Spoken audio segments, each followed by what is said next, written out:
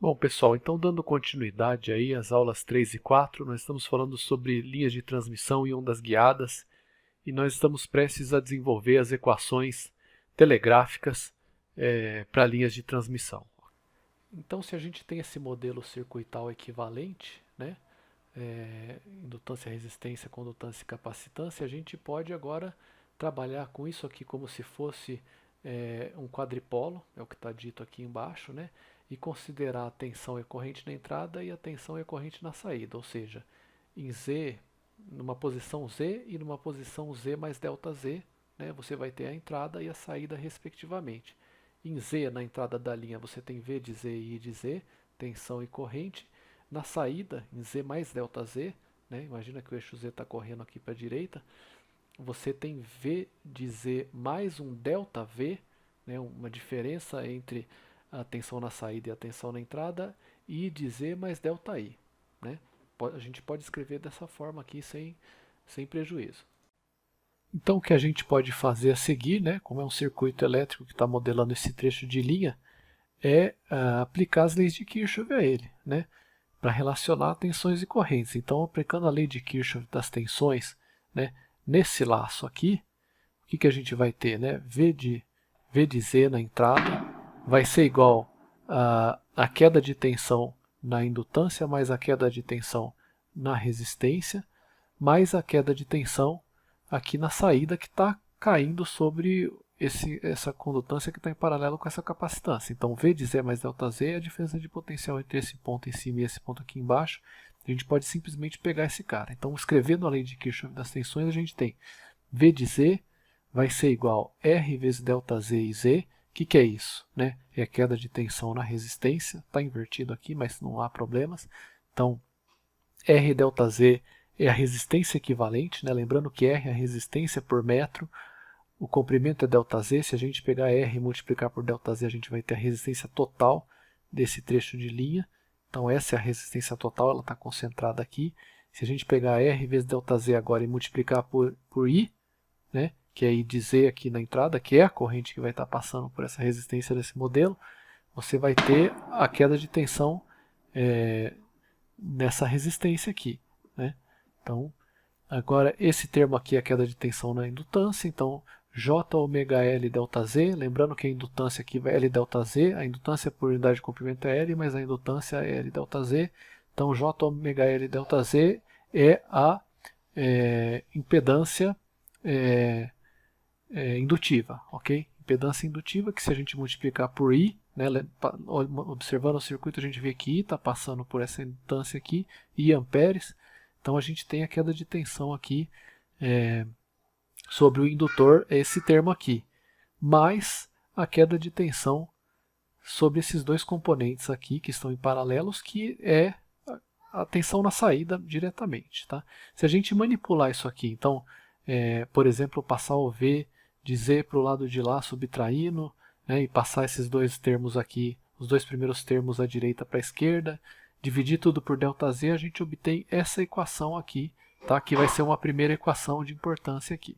Bom, então a segunda equação que nós vamos utilizar, a gente pode obter se a gente aplicar a lei de Kirchhoff das correntes a esse nó do circuito aqui, né, entre a condutância e a capacitância e a resistência aqui, esse nó aqui de cima. Né? Se a gente somar as correntes que entram com as correntes que saem, nesse nó aqui exatamente, a gente obtém uma segunda equação que vai ser importante. Então, vamos fazer exatamente isso. Né? A corrente que está entrando aqui é simplesmente a corrente I de Z que está passando pelo indutor em série com a resistência. Né? É I de Z. Então, vou colocar do lado esquerdo a corrente entrando no nó, é I de Z mesmo. A gente pode deixar ela dessa forma. As correntes saindo, a gente pode escrever em termos da tensão. Note que a tensão entre esse nó de cima, né, ou esse nó que é a mesma coisa, e a linha de transmissão de baixo, vai ser V de Z mais ΔZ. Então, se a gente pegar essa condutância, G vezes ΔZ é uma condutância, né, em Siemens, e multiplicar por V de Z mais ΔZ, a gente vai ter a corrente que está descendo aqui através dessa condutância. Então, essa é uma corrente saindo do nó aqui para baixo. A mesma coisa aqui, né? A mesma tensão está caindo sobre o capacitor. A admitância capacitiva vai ser Jωc vezes ΔZ. Né? Se a gente pegar isso e multiplicar por V de Z mais ΔZ, a gente tem a corrente descendo aqui, passando pelo capacitor. E, além disso, a última corrente saindo é I de Z mais ΔZ.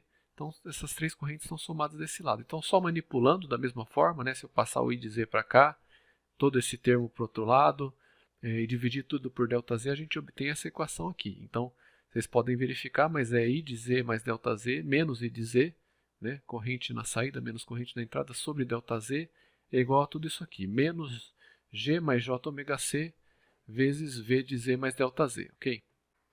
Então, nós temos as duas equações que nós obtivemos nos dois últimos slides. Tá? A que foi obtida através da lei de Kirchhoff das tensões e a que foi obtida através da lei de Kirchhoff das correntes, reproduzidas aqui. Note que elas têm uma forma bem semelhante, né? Onde, enquanto em uma, né, a tensão desempenha um papel e a corrente desempenha outro papel, esse papel se inverte na outra equação, né, e as constantes mudam, mas elas têm o mesmo formato. Vamos focar nesse termo da esquerda aqui de cada uma delas, né? Você tem V de Z mais ΔZ, ou seja, na saída do trecho incremental da linha, menos V de Z dividido por ΔZ. Se a gente tomar o limite de ΔZ tendendo a zero, né, você pode notar que isso aqui se assemelha à definição de derivada mesmo. Né? Então, o que a gente pode fazer? Né? Considerar que a gente tem uma linha, um trecho de linha, né? Um pedaço da linha de transmissão, seja um cabo coaxial, que tipo de linha aí para a gente pensar numa linha concreta, com comprimento diferencial, tá? Então esse comprimento infinitesimal tendendo a zero, a gente pode substituir isso daqui pela derivada de V de Z com relação a Z, né? A mesma coisa isso daqui, né? Para ΔZ tendendo a zero, o limite de ΔZ tendendo a zero, note que tomando esse limite aqui, você vai ter aqui só V de Z, aqui desse lado, né? E esse lado aqui não muda, da equação de cima, mas isso aqui se torna a derivada da tensão com relação a Z, né? Direção espacial aí, ao longo do comprimento da linha, e isso aqui se torna a derivada de I com relação a Z. Então nós temos agora duas equações diferenciais, ok? Essas duas equações são reproduzidas aqui, né, do lado direito, e se a gente derivar elas, né, a gente obtém essa equação aqui, derivando a primeira, e essa equação aqui, derivando a segunda com relação a Z em ambos os lados. Então, o que é derivada a primeira com relação a Z se torna derivada a segunda, e R e L são constantes, né? Se a gente derivar também com relação a Z ao segundo lado, a derivada vai cair toda sobre a corrente, que pode variar, né, ao longo da linha. Então, você tem dI dZ aqui. Mesma coisa, derivando essa equação aqui com relação a Z, né, vai ter uma derivada de segunda ordem aqui da corrente com relação ao comprimento Z da linha de transmissão, e a derivada com relação a Z vai cair toda sobre a tensão aqui, então você tem dV dZ, isso aqui é uma constante, ok? Agora, o que a gente pode fazer? Né? Se a gente pegar e substituir esse termo aqui, né, aqui, nós vamos obter essa equação aqui de baixo. Então, basicamente, né, a derivada de segunda ordem de V com relação a Z permanece aqui, né? O sinal de menos aqui vai sumir porque você vai multiplicar com esse sinal de menos aqui, você vai ter R mais JωL vezes G mais Jωc, está aparecendo aqui, né, vezes a tensão. Tá claro? Então, foi substituir dI dZ aqui por tudo isso daqui e resultou nessa equação aqui. Mesma coisa a gente pode fazer substituindo isso daqui aqui, né?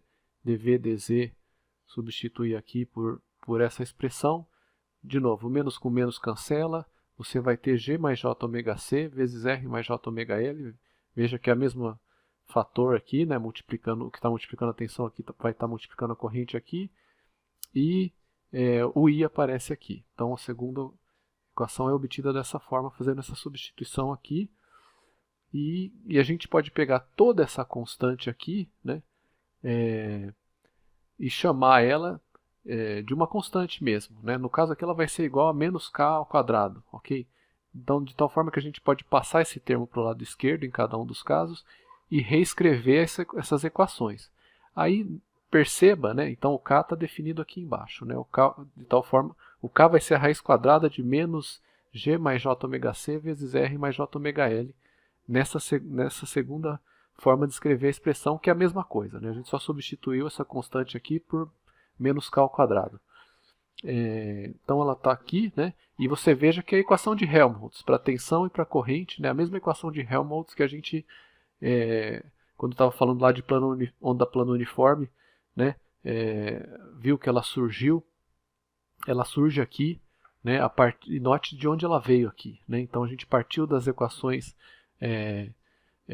do circuito equivalente aí, né, para a linha de transmissão, né, então um modelo circuital para um trecho infinitesimal de linha de transmissão com resistência e indutância em série, condutância e capacitância em paralelo, mas a gente obtém duas equações aqui, né, que estão relacionadas com a onda, né, a equação de Helmholtz no domínio da frequência, ela está vinculada à equação de onda no domínio do tempo, né, então, ou seja, estão intimamente ligados, corresponde à equação de onda, na verdade, aqui, né, para tensão e para corrente.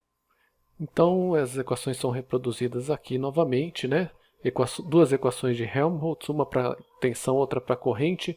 Esse K aqui vai desempenhar o mesmo papel, que ele vai ser a constante de propagação da onda aqui, né? Vamos se lembrar que no último slide ele estava definido em termos dos parâmetros distribuídos, a resistência por unidade de comprimento, a indutância, capacitância e a condutância por unidade de comprimento. E aí a solução a gente é a mesma, né? O que a gente tinha em termos de campo, aqui, lá quando a gente estava falando de onda plana uniforme, é que a gente vai ter em termos de tensão. Então, se a gente estiver falando de onda propagante, né, você vai ter a superposição, vamos falar da primeira equação aqui que é para tensão, né, de uma onda de tensão progressiva, né, se propagando no sentido positivo de Z, mais uma onda de tensão regressiva se propagando no sentido negativo de Z. Tá? Mesma coisa que a gente obteve alguns slides atrás lá com a análise o cálculo da tensão a partir do campo elétrico e da corrente a partir do campo magnético, né, usando a lei de Ampère e tal.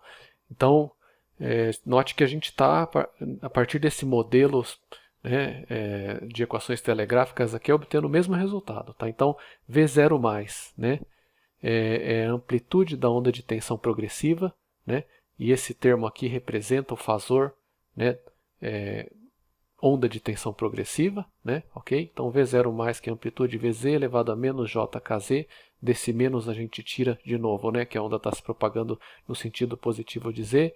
V0 menos é a amplitude da onda de tensão negativa, esse termo representa justamente a onda de tensão regressiva, né, regressiva ou contrapropagante no sentido negativo de Z. E a mesma coisa a gente obtém como solução aqui, né, para I. Então, I0 mais é a amplitude da onda de corrente, I0 menos é a amplitude da onda de corrente também, só que I0 mais é progressiva, I0 menos regressiva, e exatamente a mesma análise. Né? Se a gente pegar a equação original, tá? Note que essa é uma daquelas equações que nós obtivemos inicialmente, né, aplicando a lei de Kirchhoff das tensões e das correntes no circuito equivalente, né, ao trecho de linha de transmissão. Então, se a gente pegar essa equação, a gente pode relacionar a tensão e a corrente e, na verdade, nós vamos aqui obter a impedância característica. Tá? Então, vamos usar essa equação aqui e pegar essa solução geral para a tensão. Né? Quando eu falo solução geral, entenda-se que isso aqui em termos de onda propagante, vai contemplar todas as possibilidades. Né? Uma onda de tensão se propagando no sentido positivo na linha, uma onda de tensão voltando na linha. Fisicamente, pode ser que você só tenha uma onda indo num sentido ou no outro, pode ser que você tenha ambas as coisas, mas isso aqui é a solução geral. Se a gente pegar essa solução geral da tensão na linha e derivar com relação a Z, a gente pode substituir aqui e relacionar a tensão com corrente para obter a impedância característica que a gente já falou brevemente. Né? Então, a ideia é fazer o quê? Pegar essa expressão, a solução geral para tensão e derivar com relação a Z. Se a gente deriva o primeiro termo, vai cair o menos JK. Então, você vai ter justamente menos JK, V0 mais, a amplitude permanece aqui, e elevado a menos JKZ.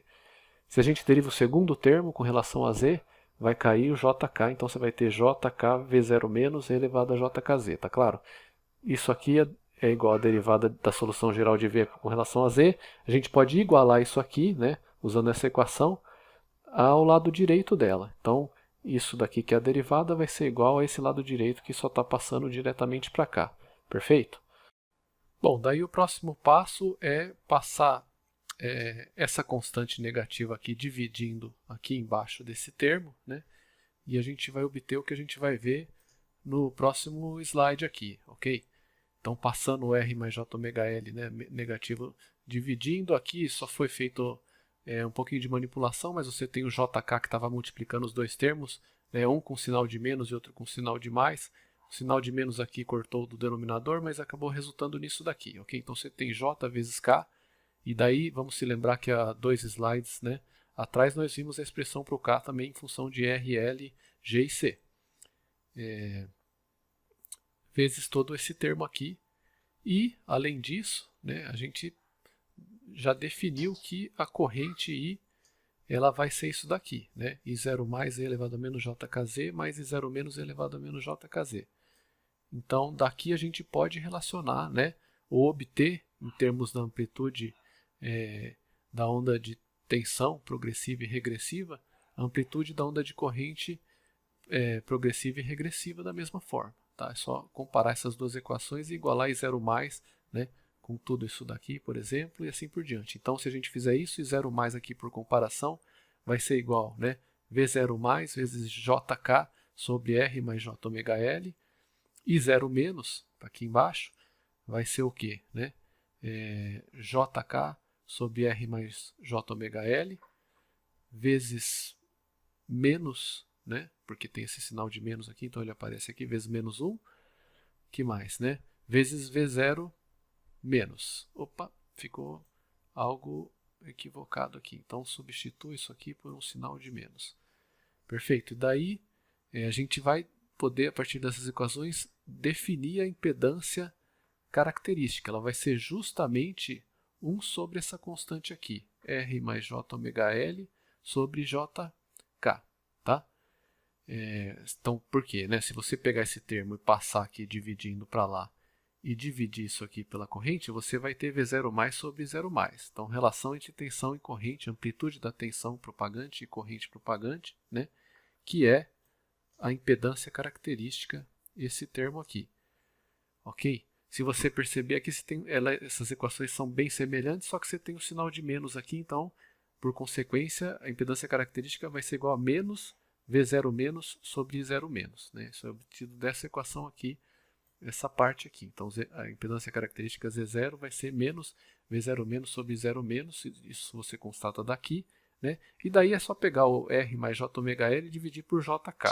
Vamos ver se a gente volta aqui, né?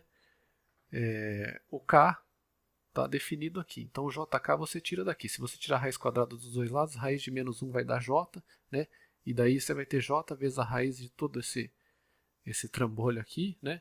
E isso vai ser JK, ok? Então, isso te permite obter JK e você pode substituir aqui, fazer essa divisão, você vai ver que essa divisão aqui vai dar raiz de R mais J ômega L sobre G mais J ômega C. Então, perceba o resultado importante aqui, a impedância característica da linha de transmissão está relacionada com os parâmetros distribuídos, resistência, indutância, condutância e capacitância, né? E ela é uma impedância, então ela pode ter uma parte real e uma parte imaginária, né? Ela é complexa. A parte real vai ser a resistência característica e a parte imaginária aqui vai ser a reatância característica, né? Então, mas é impedância característica, tá? De forma geral, em muitas linhas que são utilizadas aí, né, cabos coaxiais, a impedância característica é um parâmetro que inclusive aparece no datasheet e tal, é tabelado. E normalmente essas linhas, né, que a gente usa, normalmente, né, elas vão ser linhas sem perdas. Isso significa que essa impedância aqui vai ser uma resistência puramente, isso aqui vai ser bem desprezível.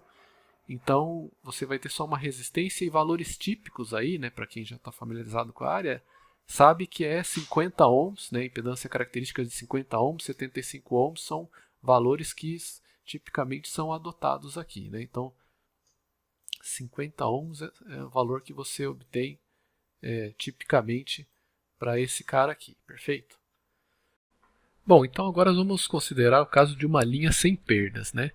A gente vai ter uma linha sem perdas quando a resistência do condutor, né, dos condutores, dos fios condutores, e a condutância do dielétrico forem ambas nulas, né? Então, uma linha é dita sem perda se os condutores da linha são perfeitos, tem uma condutividade infinita, né? Então, vamos considerar aí o cabo coaxial, né? O condutor externo e o condutor central do cabo coaxial, eles tendo uma condutância infinita, eles vão ser condutores perfeitos, não vai haver dissipação de energia, né, por efeito Joule, a energia vai ser conservada e não vai ser dissipada na forma de calor. E, né, além disso, para a linha ser sem perdas, o meio dielétrico tem que ter uma condutividade nula, o contrário, né? O condutor tem que ter uma condutividade infinita e o dielétrico tem que ter uma condutividade nula, ou seja, não pode passar corrente pelo dielétrico, porque passando corrente vai ter dissipação de calor, né? Dissipação de energia por efeito Joule, transformação de energia em calor e assim por diante, ok? Então, nesse caso, né, é bom a gente olhar para o modelo aqui. A ideia é que esses condutores aqui nesse modelo, né, eles têm uma condutividade infinita e o dielétrico que está preenchendo o meio entre eles, né, tenha condutividade nula de tal forma que não passe corrente entre um condutor e outro. Então você não tem dissipação de energia nem no dielétrico, nem nos condutores em si. Tá? Isso vai ser uma linha de transmissão sem perdas. Então, partindo dessa definição, né, a constante de propagação complexa, que originalmente é beta menos J alfa, conforme a gente viu, né? Então, constante de fase, constante de atenuação. Nesse caso, né, o que vai acontecer é que a atenuação alfa vai ser nula, né? Por isso que significa que não vai ter perdas, né, do ponto de vista de ondas eletromagnéticas, as ondas não vão ser atenuadas, e sendo o alfa zero, o K vai ser simplesmente igual ao beta, ou seja, a constante de propagação vai ser igual à constante de fase. Tá? A gente pode ver da definição da constante de propagação, né, que para que ela seja puramente real e, portanto, igual a uma constante de fase, o K vai ter que ser igual a ômega raiz de LC. Então, se a gente vou voltar aqui nesse slide, né? Aqui tem a expressão para constante de propagação na sua forma geral, que contempla tanto linhas com perdas quanto linhas sem perdas, né? Se a resistência do condutor for nula, né? Primeira condição que a gente falou para a linha não ter perdas. E a condutância do dielétrico for nula, né? Não pode passar corrente pelo dielétrico. Condutância nula. Então, se você manipular isso daqui, você vai ver que justamente o K vai acabar dando, né? J multiplicado por J vai dar menos 1, raiz de menos 1 é J, e você vai ter exatamente isso daqui. O K vai ser igual a ômega vezes raiz de LC, porque o R e o G são nulos, tá ok? Vai ser puramente real, então, portanto, vai ser correspondente a uma constante de fase beta. K igual a beta para uma linha sem perdas. A gente pode calcular, a partir dessa equação, a velocidade de fase aqui, né? Velocidade de fase é sempre, para modos transversal eletromagnéticos, ômega sobre beta, né? Que a gente pode tirar dessa equação. Então, passando o raiz de LC dividindo, a gente vai ver que a velocidade de fase vai ser 1 sobre raiz de LC. Perceba a similaridade aqui com a onda eletromagnética se propagando no espaço livre ou onda plana, né? Lá a gente tinha 1 sobre raiz de mi vezes epsilon, né? Mi está associado com indutância, né? Epsilon está associado com a capacitância. Então você tem algo aqui que é fácil inclusive de lembrar, né? 1 sobre raiz de mi epsilon lá, aqui é 1 sobre raiz de LC. Tá? E além disso, né, a velha conhecida nossa, a velocidade de fase é igual ao comprimento de onda vezes a frequência, né? Vp igual a lambda f, ok? Então, por consequência, né, a reatância aqui da característica, né, que compõe a impedância característica vai ser nula, e a impedância característica vai ser Z0 igual à resistência característica. Z0, impedância característica, vai ser puramente real. E vai dar raiz de LC. A gente pode ver isso aqui a partir da expressão geral que nós obtivemos para a impedância característica, né? Raiz quadrada de R mais J ômega L sobre G mais J ômega C. De novo, né? Condutor vai ser perfeito, então não vai ter resistência nula. dielétrico também vai ser um isolante perfeito, então ele não vai conduzir condutância nula. Se você fazer R e G igual a zero nessa expressão, né, J ômega corta com J ômega, você vai ter a raiz de L sobre C. Perfeito? Então, a impedância característica vai ser, para uma linha sem perdas, Z0 igual a raiz de L sobre C. De novo, né, similaridade aí com onda plana. Lá era a impedância intrínseca eta, era a raiz de μ sobre epsilon. Aqui é raiz de L sobre C. Né? Então, fica bem fácil de guardar.